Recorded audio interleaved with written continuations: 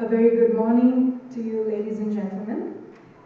For the 6th consecutive year, the Colombo Stock Exchange partnered with IFC, a member of the World Bank Group, to ring the bell for trading in celebration of International Women's Day.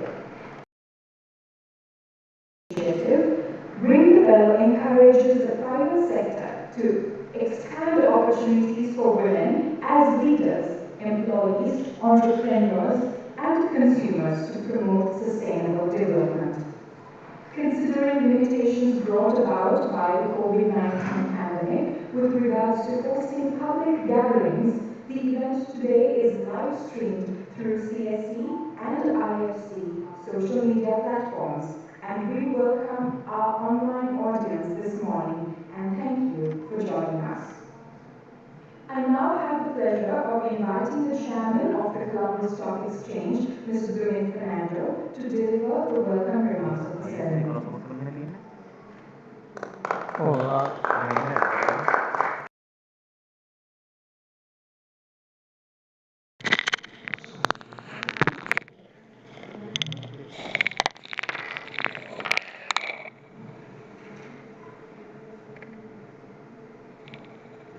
Good morning, everyone.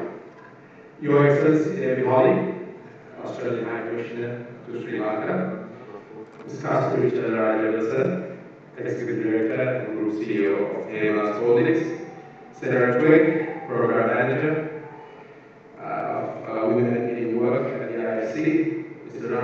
Rasaya, welcome, Chairman of Sri Lankan Institute of Directors, Dr. Roshan Vera, Board Member of Executive Finance, Lobar Corporate Governance Officer at IFC. Distinguished guests, I take great pleasure in welcoming you all to the Colombo Stock Exchange this morning as we again, for the 6th consecutive year, prepare to ring the bell for gender equality.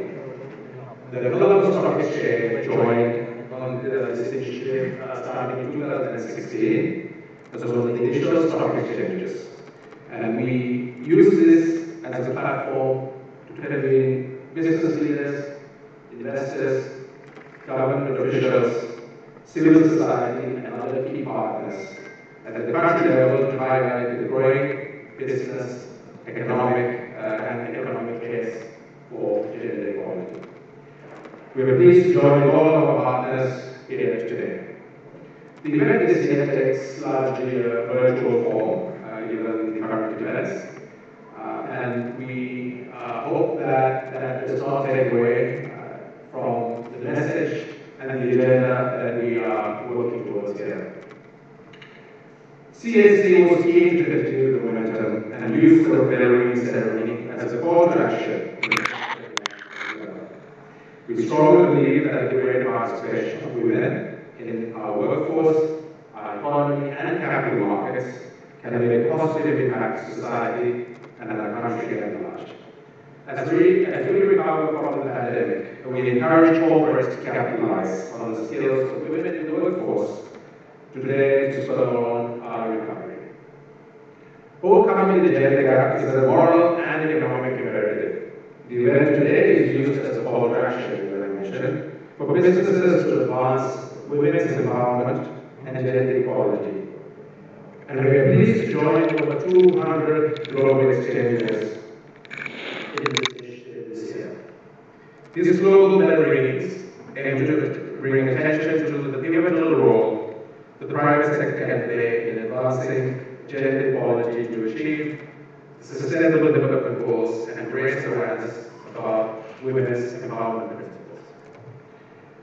The UN Women's Theme for International Women's Day 2021, Women in Leadership, Achieving an Equal Future in a COVID-19 World. This celebrates the tremendous efforts by women and girls around the world in shaping a more equal future and recovery from the pandemic. I say this not because it is only the right thing to do, but because the active participation of women in all levels of business is central to ensuring commercial and community-based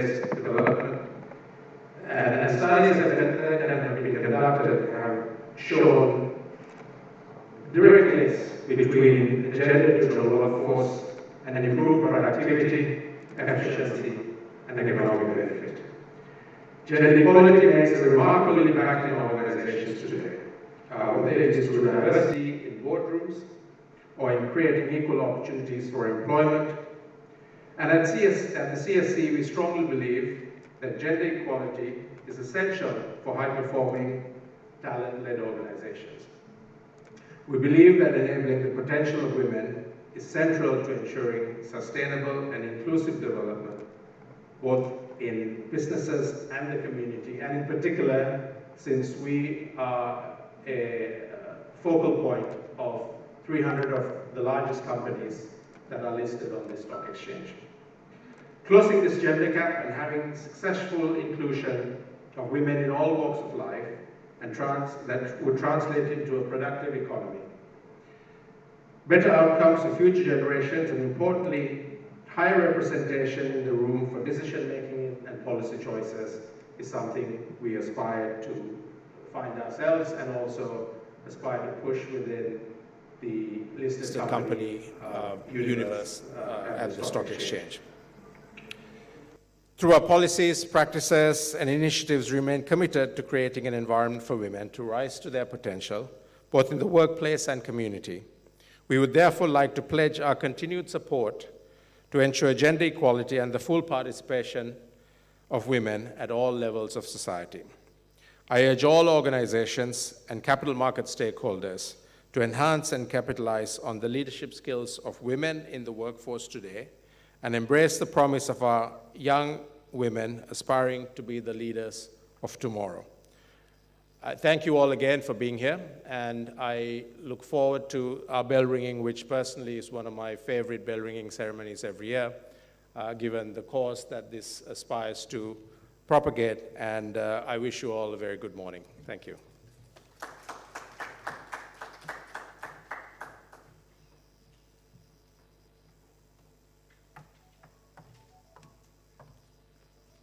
Thank you, Mr. Fernando. May I now kindly invite Corporate Governance Officer, IFC, Ms. Lopa Raman, to the podium to address the gathering.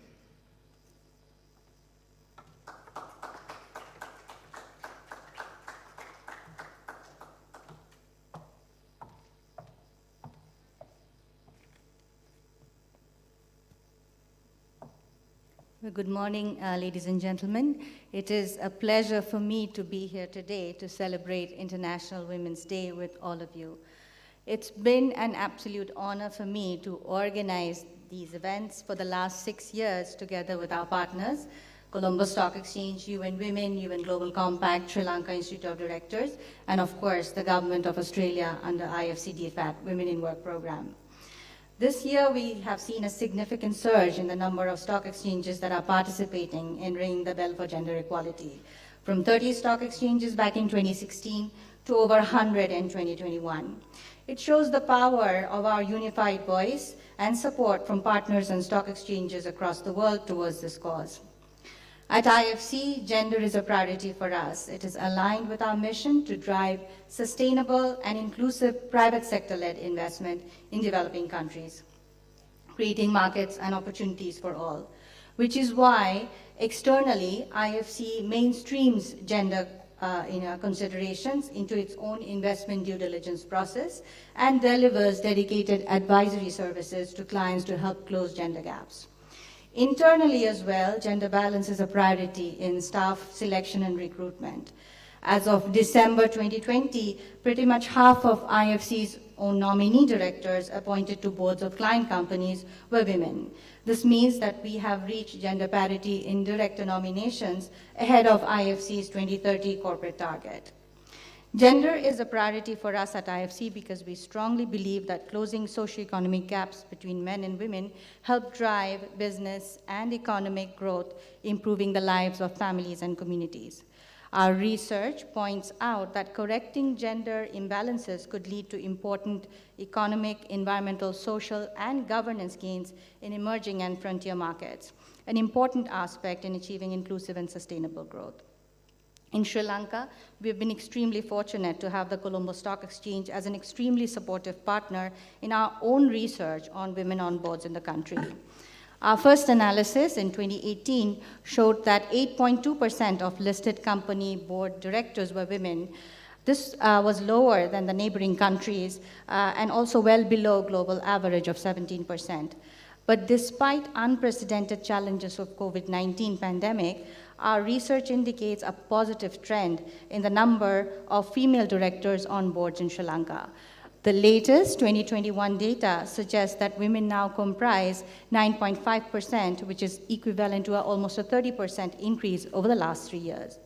What is interesting to note here is that there's a sharp increase from 2018 to 2020, and some may say that this increase is driven by the regulatory push following the announcement made by the Ministry of Finance to have progressive quotas for women on boards. Promisingly, the fact that these numbers have not declined since the onset of COVID-19 pandemic shows that companies themselves are stepping up and internalizing this objective. Since 2018, over 75 senior qualified women have joined corporate boards in Sri Lanka, 75 new members. And the total number of women on boards currently stand at 221 from 144 in 2018. We are today pleased to have Dr. Roshan Pereira with us, who has also been appointed as an independent director to the board of Senkatagala Finance, an IFC client, in October last year, as a shining example of this progress. However, we would still need about 500 more women directors to reach parity with men on boards of listed companies. And the reason for this push is beyond social and moral imperative, as mentioned by previous speaker. There's a business case behind it. In Sri Lanka, in our own research, we found that 30 largest companies with higher gender diversity on their boards experienced better financial returns, both on return on equity and return on total assets. This year, we've also carried out a similar research, and the results also substantiate the same hypothesis, that companies with higher percentage of women as independent director exhibit better return on equity and return on assets. Companies with high gender diversity on business leadership position, which is board and management, also exhibit better financial returns. And at the same time, companies that have women as in their audit committee also exhibit better financial returns. And we hope that we would be publishing this detailed report before June this year. Now, diverse representation on boards clearly leads to positive business impact, so we will keep on pushing the cause to accelerate the pace for change and address the barriers to entry, retention, and promotion that many women face in this country. These deep analysis on gender-segregated data would not have been possible if not for the long-standing partnership IFC has with Colombo Stock Exchange, along with the immense support we have received from the Australian government under DFAT program. Even before the pandemic hit, developing countries were losing nearly 48 trillion in wealth because of the differences in lifetime earnings between women and men. This pervasive inequality could further widen due to the impact of the current crisis. Ladies and gentlemen, there has never been a better time to work intentionally on economic gender parity. The COVID-19 pandemic has created an opportunity to pursue more focused value creation strategies such as gender-smart investing to help private sector companies sustain economies and protect jobs. We look forward to the continued partnership with all of you here today to amplify these messages and to call to action for an even more inclusive tomorrow. Thank you so much.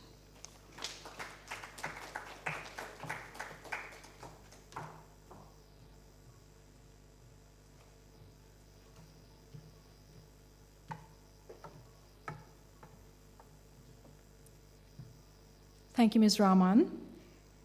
Now may I kindly invite to the podium the High Commissioner, Australian High Commission in Sri Lanka, His Excellency David Hawley, to address the gathering.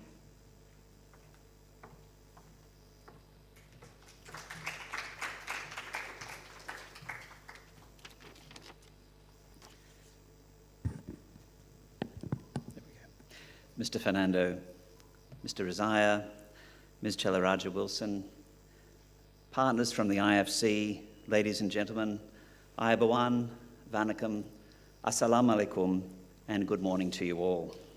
It's a privilege for me to participate yet again in another year of ringing the bell for gender equality, albeit this time during the COVID pandemic. Today, Sri Lanka joins many other stock exchanges around the world, including in Australia, to ring the bell for gender equality. This is a global movement, as we've heard, and it raises awareness of a very important issue about the contribution of women to our economies and the strong business case that underpins that valuable contribution. The theme this year of women in leadership, achieving an equal future in the COVID-19 world, celebrates the tremendous contribution of women and girls to shaping a more equal future and an inclusive pandemic recovery for all. This year we acknowledge the role of women on the front lines of COVID-19 responses, leading businesses in a difficult environment, as well as taking on additional responsibilities at home, even as they remain underrepresented in decision-making forums.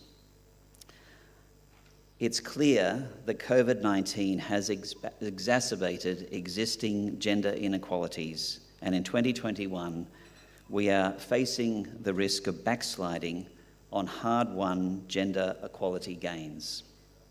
Women are faced with additional care burdens, face increasing gender-based violence at home, are disproportionately represented in vulnerable and informal industries, and are underrepresented in decision-making.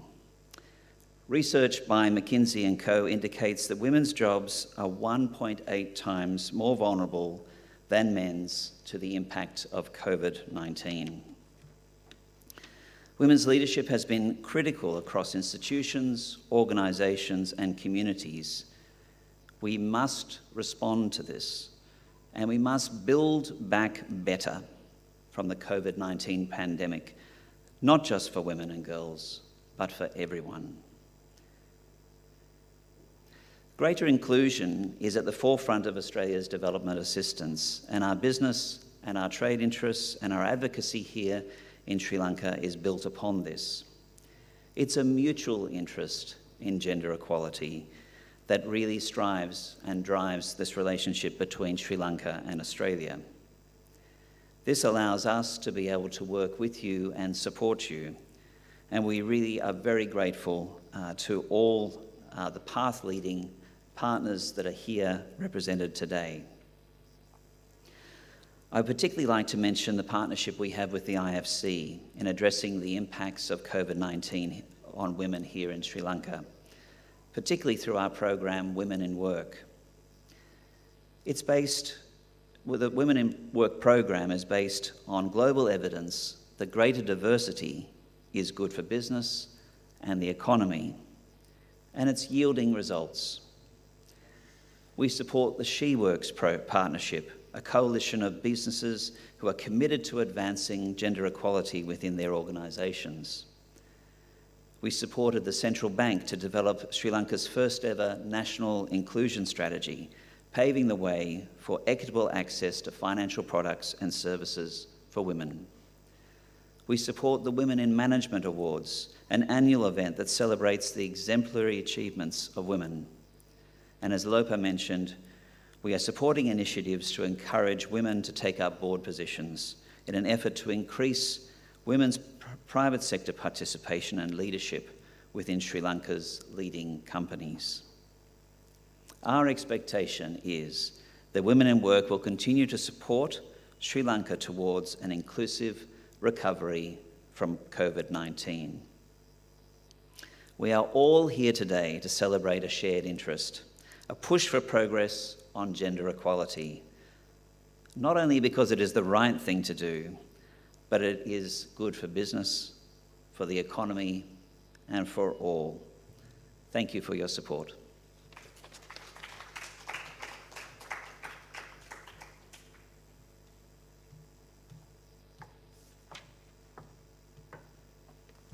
Thank you, Your Excellency. Now to deliver the keynote address, we have with us Ms. Kasturi Chelaraja Wilson.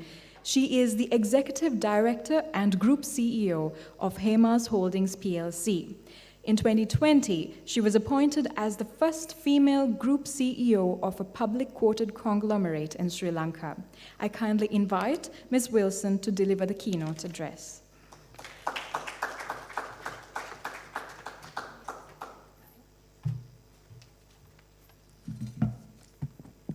Good morning, everyone. Your Excellency, Dumit from the Stock Exchange, members from IFC, Lopa and Sarah, Mr. Rasaya from SLID, and ladies and gentlemen, and of course, Dr. Roshan, welcome. It is indeed a pleasure, and thank you for inviting me to be part of this. And when I thought about it, ring the bell for equality every year, it signifies, even though we work towards it every day, it's a day you stop and really say the whole economic center is pushing towards it.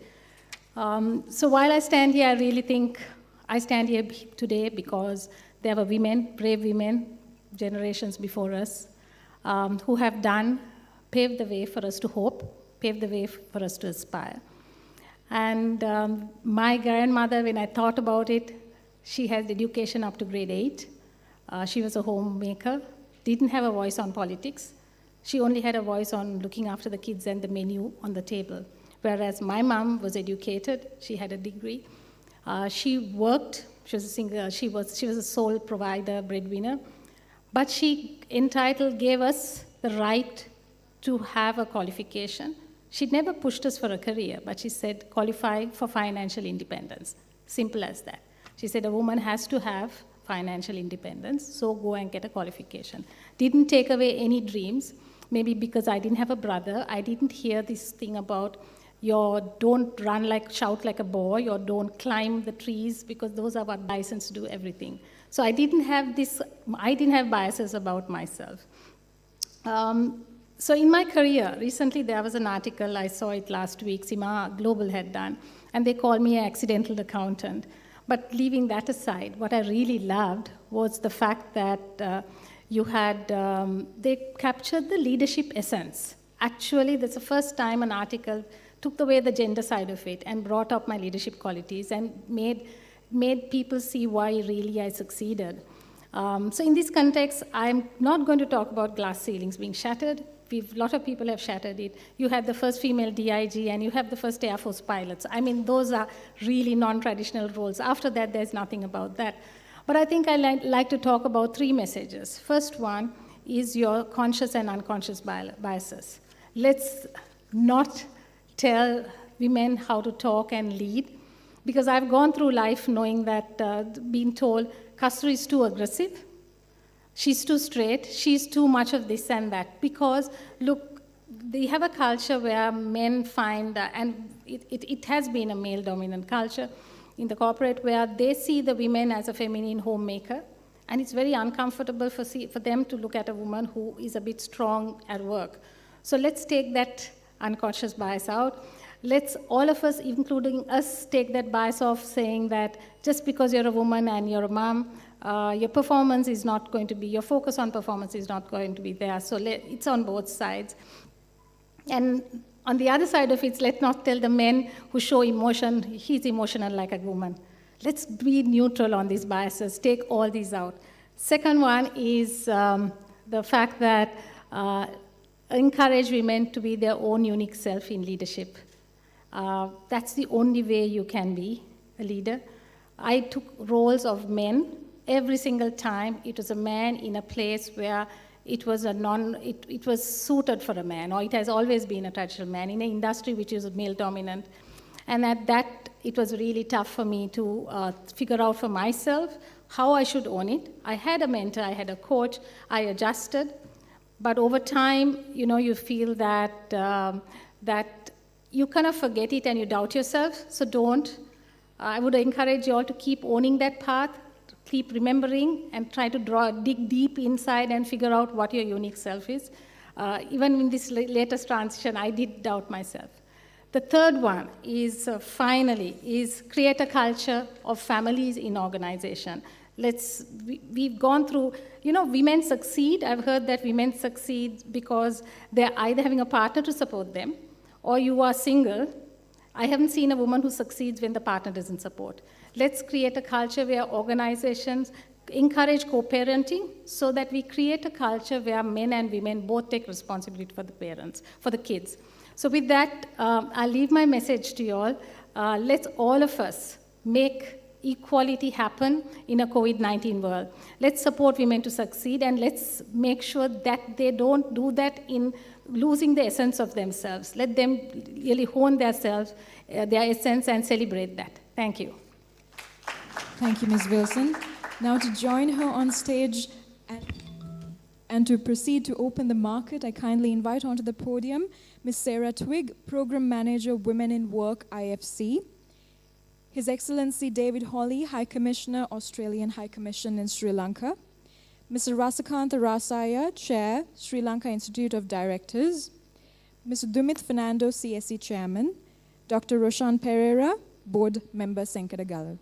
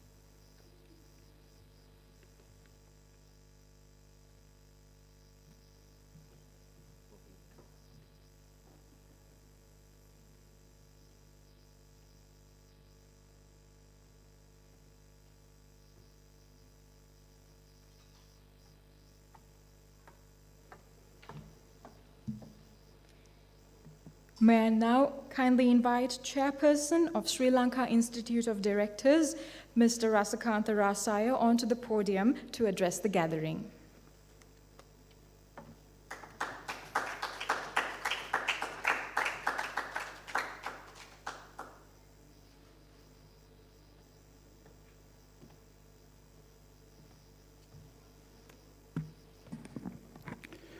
Distinguished guests, at the very outset, let me thank the organizers for giving the Institute of Directors an opportunity to address this gathering. You can be rest assured I won't take much time, but certainly we feel very proud and happy to see this bill, which we all started 6 years ago along with IFC and CSC, ringing louder and louder.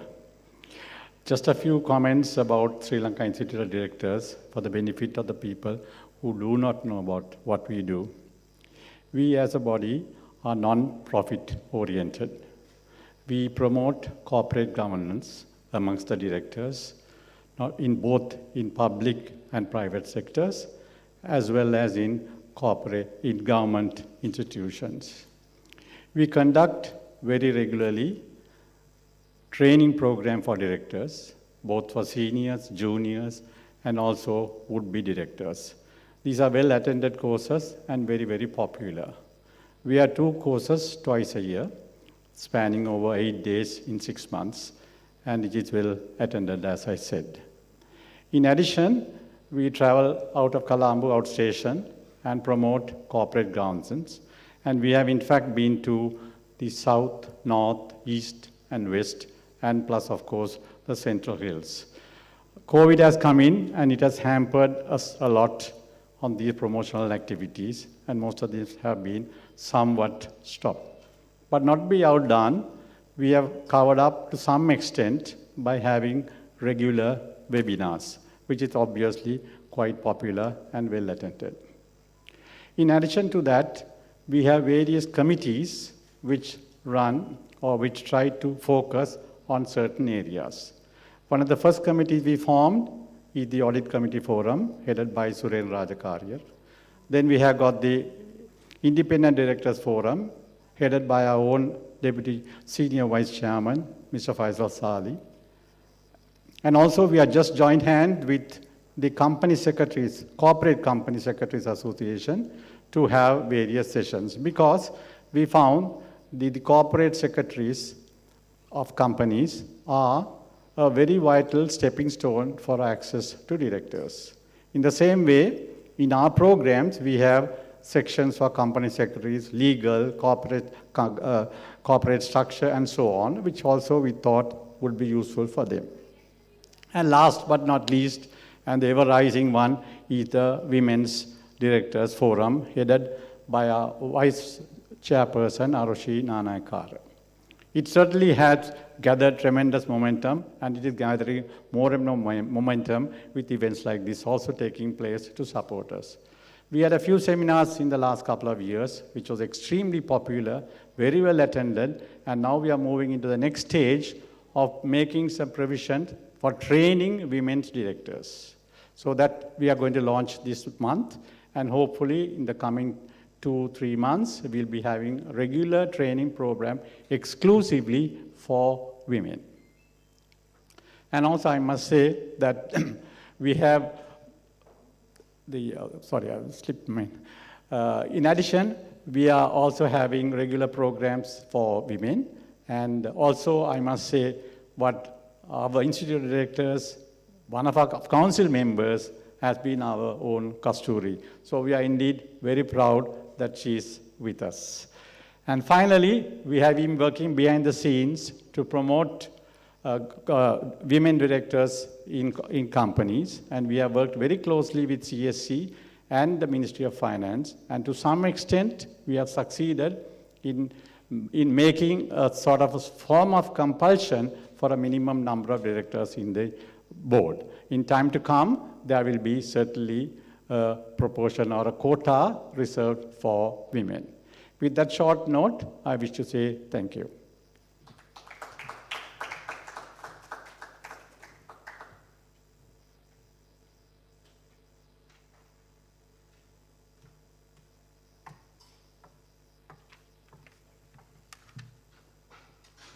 Thank you, Mr. Rasaya. Now may I kindly invite CSC Chairman Mr. Dumit Fernando to come forward to present a token of appreciation to our keynote speaker, Ms. Kasturi Chelaraja.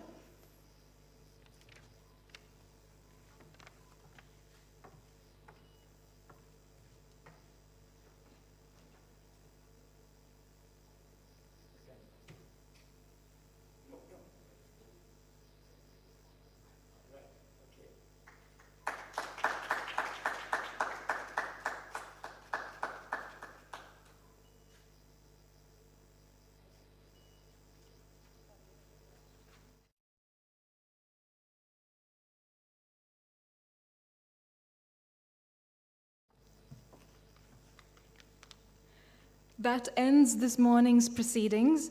I would like to thank our distinguished guests who graced this occasion, and also thank you to all our viewers across Facebook and YouTube streams. I wish you all a very pleasant day.